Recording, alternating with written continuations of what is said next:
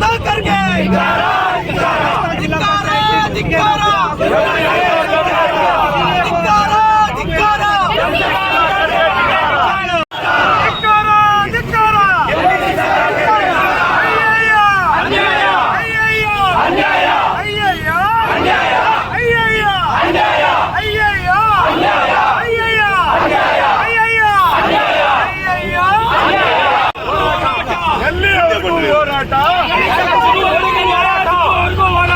ಎಲ್ಲಿಯವರೆಗೂ ಹೋರಾಟ, ಎಲ್ಲಿಯವರೆಗೂ ಹೋರಾಟ, ಬಂಧಿಸಲೇಬೇಕು, ಬಂಧಿಸಲೇಬೇಕು. ಬಿಜೆಪಿ ಸರ್ಕಾರಕ್ಕೆ ಸಂಸದ ಸುಧಾಕರ್ಗೆ ಸುಧಾಕರ್ಗೆ ಬಂಧಿಸಬೇಕು, ಬಂಧಿಸಬೇಕು, ಬಂಧಿಸಬೇಕು, ಬಂಧಿಸಬೇಕು. ದಿಢೀರನೆ ತುರ್ತಾಗಿ ನಮ್ಮ ಕಾಂಗ್ರೆಸ್ ಪಕ್ಷದ ವತಿಯಿಂದ ಎಲ್ಲ ಕಾಂಗ್ರೆಸ್ ಪಕ್ಷದ ಎಲ್ಲ ಪದಾಧಿಕಾರಿಗಳು, ಮುಖಂಡರುಗಳು ಎಲ್ಲ ಸೇರಿ ಶಿಲ್ಘಟ್ಟ ವೃತ್ತದಲ್ಲಿ ಒಂದು ಪ್ರತಿಭಟನೆಯನ್ನ ಮಾಡಿದೀವಿ. ಆ ಪ್ರತಿಭಟನೆ ಮಾಡೋದಕ್ಕೆ ಕಾರಣ ಏನಂತಂದ್ರೆ, ಬಾಬು ಅನ್ನೋ ದಲಿತ ಹುಡುಗ ಕಾರ್ ಚಾಲಕನಾಗಿ ಗುತ್ತಿಗೆ ಆಧಾರದ ಮೇಲೆ DC ಕಚೇರಿಯಲ್ಲಿ ಕೆಲಸವನ್ನ ಮಾಡ್ತಾ ಇದ್ರು. ಆ ಕೆಲಸವನ್ನ ಮಾಡ್ತಿರ್ಬೇಕಾದ್ರೆ ನಿಮ್ ಸರ್ಕಾರಿ ಕೆಲಸ ಮಾಡ್ಕೊಡ್ತೀವಿ, ಸರ್ಕಾರಿ ಇದಕ್ಕೆ ನಿಮ್ಮನ್ನ ಸರ್ಕಾರಿ ಕೆಲಸ ಸೇರಿಸ್ತೀವಿ ಅಂತೇಳಿ ಕೆ ಸುಧಾಕರ್ ಅವರು, ಅವರ ಬೆಂಬಲಿಗರು ಮೂವರು ಸೇರ್ಕೊಂಡು 40 ಲಕ್ಷ ಅವ್ರ ಹತ್ರ ಒತ್ತಾಯವನ್ನ ಮಾಡಿದ್ದಾರೆ. ಆ 2021ರಿಂದ ಒತ್ತಾಯವನ್ನ ಮಾಡಿ 40 ಲಕ್ಷ ಜೊತೆಗೆ 15 ಲಕ್ಷ ಹಣವನ್ನ ಪಡ್ಕೊಂಡು 2021ರಿಂದ ಈಗ ತನಕನೂ ಅವ್ರಿಗೆ ಸರ್ಕಾರಿ ಕೆಲಸ ಕೊಡ್ದಿರ ಅವರನ್ನ ಸತಾಯಿಸಿ ಅವ್ರಿಗೆ ಬೇಸರವನ್ನ ವ್ಯಕ್ತಪಡಿಸಿದ್ದಾರೆ. ಸುಮಾರು ಬಾರಿ ಅವ್ರು ಕೇಳ್ಕೊಂಡ್ರು, ಹಣನೂ ವಾಪಸ್ ಕೊಟ್ಟಿಲ್ಲ, ಕೆಲಸನೂ ಕೊಡ್ಸಿಲ್ಲ ಅಂತೇಳಿ ಇವತ್ತು DC ಕಚೇರಿ ಆವರಣದಲ್ಲೇ ಇವತ್ತು ಆತ್ಮಹತ್ಯೆ ಮಾಡ್ಕೊಂಡಿರ್ತಕ್ಕಂಥದ್ದು ನಮಗೂ ನಿಮ್ಗೆಲ್ಲ ಗೊತ್ತಿರ್ತಕ್ಕಂಥ ವಿಚಾರ. ಅವರು ಆತ್ಮಹತ್ಯೆ ಮಾಡ್ಕೊಳಕ್ ಮುಂಚೆನೆ ಒಂದು ಡೆತ್ ನೋಟ್ ಅನ್ನ 4 ಪುಟಗಳ ವಿಚಾರದಲ್ಲಿ ಒಂದು ಡೆತ್ ನೋಟ್ ಅನ್ನ ಬರೆದಿದ್ದಾರೆ.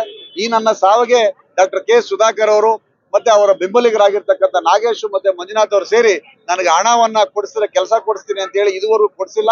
ಆ ಕಾರಣಕ್ಕೋಸ್ಕರ ನಾನು ಇವತ್ತು ಆತ್ಮಹತ್ಯೆ ಮಾಡ್ಕೊಳ್ತಾ ಇದ್ದೀನಿ. ನನ್ನ ಸಾವಿಗೆ ಕಾರಣ ಇವರೇ ಅಂತೇಳಿ ಡೆತ್ ನೋಟ್ ಅನ್ನ ಬರೆದಿದ್ದಾರೆ.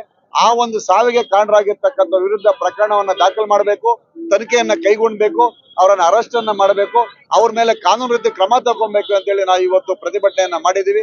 ಇವರಲ್ಲೇನಾದ್ರೂ ನಿರ್ಲಕ್ಷ್ಯದ ಅವರೇನಾದ್ರೂ ಪ್ರತಿನಿಧಿಗಳಿದ್ದಾರೆ, ರಾಜಕೀಯದಲ್ಲಿದ್ದಾರೆ, ಆ ಒತ್ತಡವನ್ನ ಏರಿ ಅವರೇನಾದ್ರು ಕೈ ಬಿಟ್ಟಿದೆ ಆದ್ರೆ ನಾವು ಮುಂದಿನ ದಿನಗಳಲ್ಲಿ ಉಗ್ರವಾದ ಹೋರಾಟವನ್ನ ಮಾಡ್ತೀವಿ ಅಂತೇಳಿ ಇವತ್ತು ನಮ್ಮ ಪಕ್ಷದ ವತಿಯಿಂದ ಮುಖಂಡರು, ಪದಾಧಿಕಾರಿಗಳು ಸೇರಿ ಅವ್ರಿಗೆ ಎಚ್ಚರಿಕೆಯನ್ನ ಕೊಡ್ತಾ ಇದ್ದೀವಿ. ಚಿಕ್ಕಬಳ್ಳಾಪುರದಲ್ಲಿ ಶಿಲ್ಘಟ್ಟ ಸರ್ಕಲ್ನಲ್ಲಿ ಪ್ರತಿಭಟನೆ ಮಾಡ್ತಾ ಇದ್ದೀವಿ.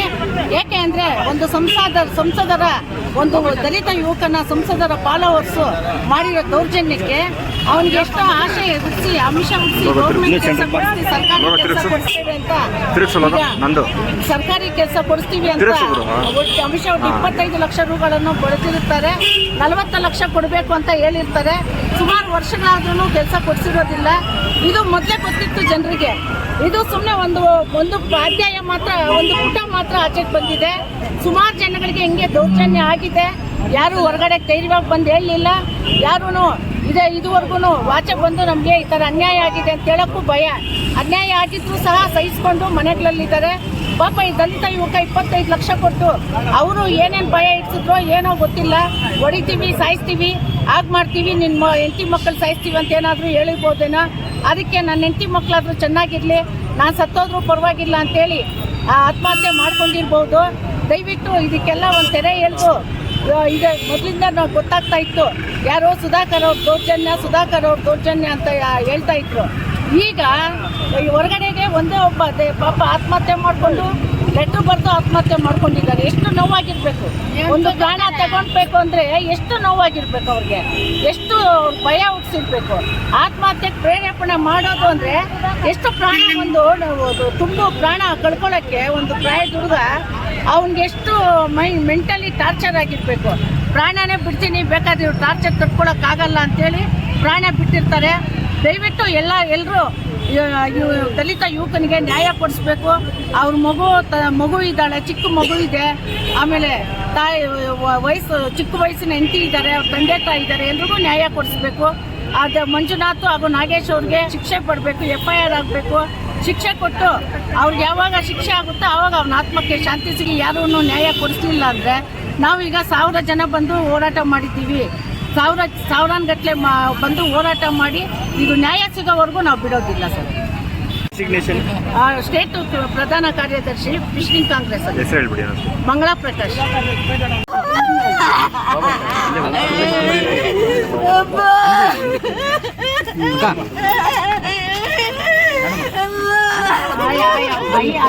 మేమంతా ఉంటాం మీ చెట్ల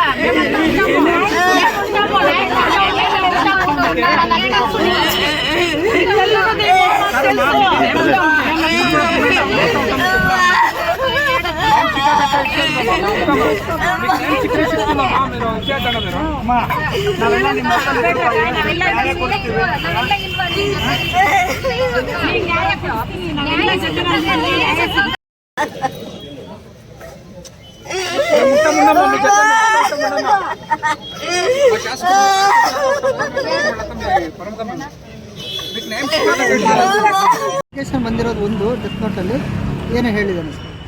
ನಮ್ಮ ಈ ದಿನ ಚಿಕ್ಕಬಳ್ಳಾಪುರ ಜಿಲ್ಲಾ ಭವನದ ಆವರಣದಲ್ಲಿ ಅಕೌಂಟ್ ಸೆಕ್ಷನ್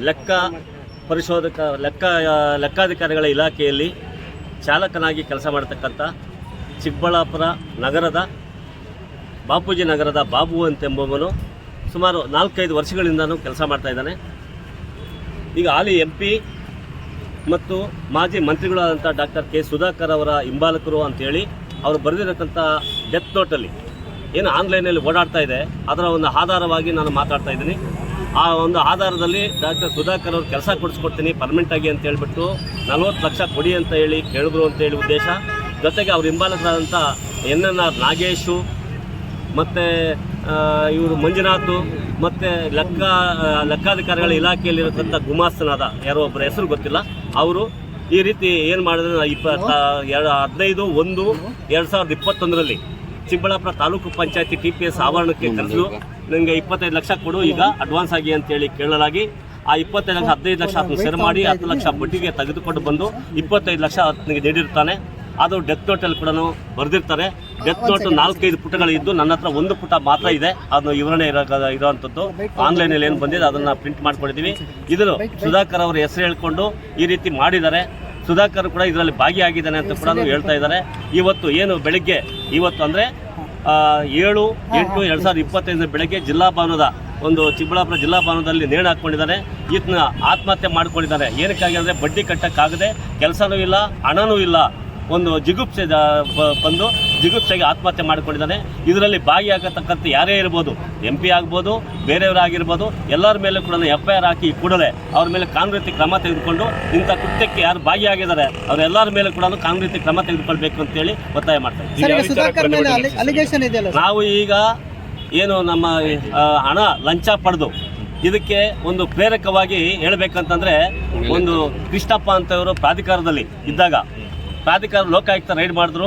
ಆ ರೈಡ್ ಮಾಡಿದಾಗ ಅದೇ ಕೃಷ್ಣಪ್ಪ ಅವರೇ ಈ ಸುಧಾಕರ್ ಅವಾಗ MLA ಆಗಿದ್ರು ಅನಿಸುತ್ತೆ, ಆವಾಗ 5 ಲಕ್ಷ ಅವ್ರು ಕೊಡಬೇಕು ಅಂತ ಹೇಳ್ಬಿಟ್ಟು ಹೇಳಿಕೆ ಕೊಟ್ಟಿದ್ದಾರೆ ಲೋಕಾಯುಕ್ತರತ್ತೆ. ಅದು FIR ಕೂಡ ಅವ್ರ ಹೆಸರು ಮೆನ್ಷನ್ ಆಗಿದೆ. ಇದಕ್ಕೆ ಪೂರಕವಾಗಿ ಇದು ಆಗಿರ್ಬೋದು ಅಂತೇಳಿ ಕೂಡ ಹೇಳೋಕ್ಕಾಗುತ್ತೆ. ಯಾಕಂದರೆ ಇಂಥ ಘಟನೆಗಳು ಎಷ್ಟೋ ಆಗಿದೆ, ಎಷ್ಟೋ ಭ್ರಷ್ಟಾಚಾರ ಮಾಡಿದ್ದಾರೆ. ಈ ಭ್ರಷ್ಟಾಚಾರದ ಬಗ್ಗೆ ತನಿಖೆಗಳು ಆಗ್ತಾ ಇದೆ. ಆದ್ದರಿಂದ ಇದಕ್ಕೆ ಪ್ರೇರಕವಾಗಿ ಅವ್ರು ಹೇಳಿರತಕ್ಕಂಥದ್ದು, ಜೊತೆಗೆ ಅವರು ಅನುಯಾಯಿಗಳೇ ಈ ಕೆಲಸ ಮಾಡಿರೋದು, ಅವ್ರ ಹೆಸರು ಹೇಳ್ಕೊಂಡೇ ಮಾಡಿರೋಂಥದ್ದು. ಅದಕ್ಕೋಸ್ಕರವಾಗಿ ಅವ್ರ ಮೇಲೆ ಕಾನೂನು ರೀತಿ ಕ್ರಮ ತೆಗೆದುಕೊಳ್ಬೇಕು ಅಂತ ಹೇಳಿ ಕೂಡ ಒತ್ತಾಯ. ಸರ್, ಈ ಪ್ರಕರಣದಲ್ಲಿ ಸುಧಾಕರ್ ಮೊದಲ ಹೆಸರು ಬಂದಿರತಕ್ಕಂಥದ್ದು ಹೌದು, ಏನು ಅವ್ರಿಗೆ ಅಮೌಂಟ್ ಸೇರಿರುತ್ತಾ ಹೇಗೆ ಸರ್? ಹೌದು, ಸೇರಿರುತ್ತೆ ಸರ್. ಯಾಕಂದ್ರೆ ಹೇಳಿದ್ನಲ್ಲ ಈಗಾಗಲೇ, ಯಾಕಂದ್ರೆ ಹಣ ಯಾವ ರೀತಿ ಪಡೀತಿದ್ರು, ಯಾರು ಇಟ್ಕೊಂಡು ಮಾಡ್ತಾ ಇದ್ರು ಅನ್ನೋದಕ್ಕೆ ನಾನು ಈಗ ಅಭಿವೃದ್ಧಿ ಪ್ರಾಧಿಕಾರದಲ್ಲಿ ಕೃಷ್ಣಪ್ಪ ಅವರು ಹೇಳಿರ್ತಕ್ಕಂಥ ಮಾತೇ ಸಾಕ್ಷಿ ಇದಕ್ಕೆ. Okay sir, thank you.